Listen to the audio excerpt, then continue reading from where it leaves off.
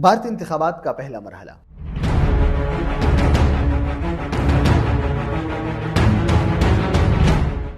بھارت میں عام انتخابات کا انعقاد مرحلہ وار کیا جا رہا ہے۔ اس سلسلے میں پہلا مرحلہ 21 ریاستوں کی 102 نشستوں کا احاطہ کر رہا تھا۔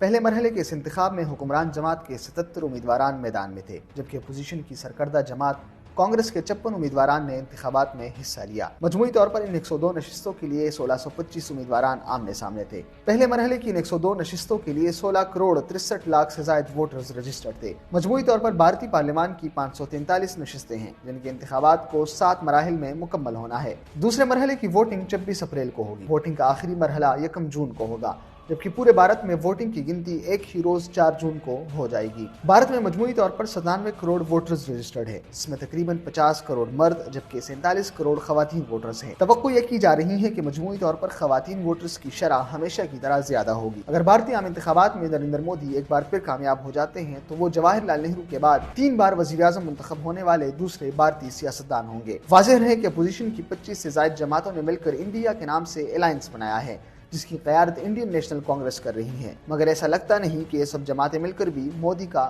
رستہ روک سکیں گے۔